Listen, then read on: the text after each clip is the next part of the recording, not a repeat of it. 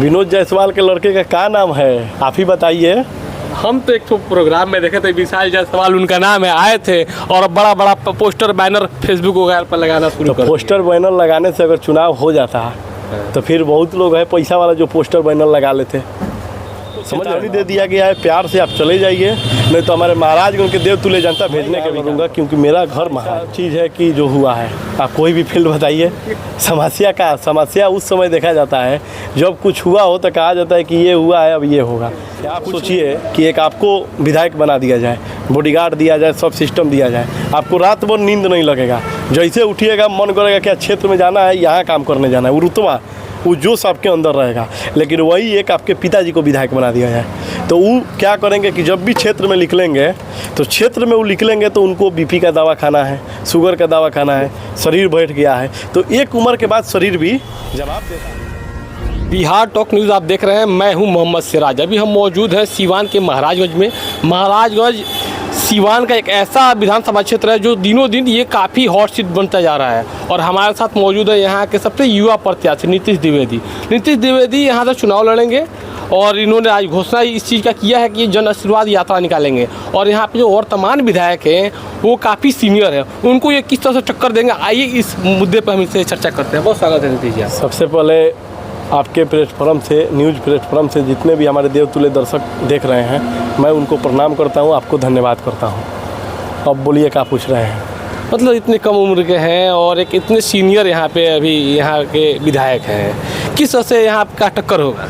नहीं, देखिए टक्कर नहीं होगा, वो हमारे गर्जीवन हैं, वो हमारे पार्टी के हैं, वरिष्ठ नेता हैं, उन्होंने ही आशीर्वाद दिए हैं कि जाओ तुम करो, इस बार वो अपने जगह पर लड़ेंगे। उनका महाराज को नहीं था, अगला बार हुआ ना, कैसे आप देखे होंगे कि कोई यहाँ नहीं है तो उसको भेज दिया जाता है कि अगर जो सीनियर आदमी होते हैं वो बोलते हैं कि दोनों फील्ड आप देख लीजिए थोड़ा, तो वो हमारे सीनियर लीडर हैं।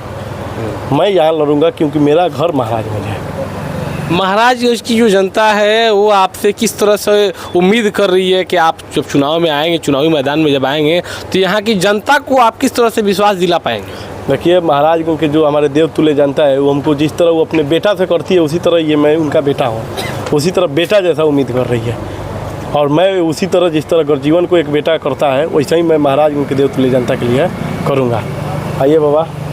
नीतीश जी, अब तमाम जितने विधानसभा क्षेत्र हैं सभी लोग चाहते हैं कि वहीं के वर्तमान जो विधानसभा है वहाँ के ही जो जनता है वही चुनाव लड़े, इस चीज़ से आप कितना सहमत हैं? बिल्कुल एकदम, जनता जो चाहेगी उसे सहमत आपको होना पड़ेगा। आपका परीक्षा है, आप जो कहिएगा वो थोड़ी होगा, जनता जो कहेगी वो होगा और जनता कह रही है तो वो सही कह रही है। सबसे बड़ी समस्या आपको महाराजगंज विधानसभा क्षेत्र में क्या दिखता है? क्या ऐसा चीज़ है कि जो हुआ है, आप कोई भी फील्ड बताइए, समस्या उस समय देखा जाता है जब कुछ हुआ हो तो कहा जाता है कि ये हुआ है, अब ये होगा। कुछ नहीं हुआ है, स्वास्थ्य में देख लीजिए वही हाल है, शिक्षा में देख लीजिए वही हाल है, कृषि में देख लीजिए वही हाल है, युवाओं में तो देख ही रहे हैं। तो सब कुछ करना है, हुआ कुछ नहीं है। आपके महागठबंधन के यहाँ पे भी वर्तमान में विधायक हैं, क्या वो यहाँ पे क्षेत्र में भ्रमण करते हैं, लोगों की समस्या को सुनने आते हैं?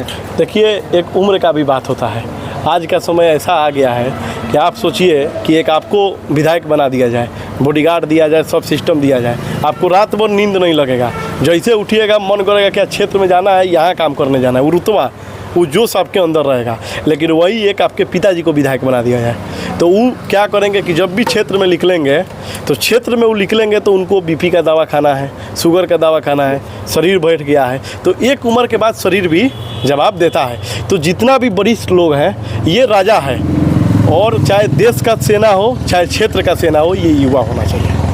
मतलब जिस तरह से रिटायरमेंट मिलता है शिक्षा में, आर्मी में, सेना में, चुनाव में भी रिटायरमेंट लेना चाहिए नेताओं को।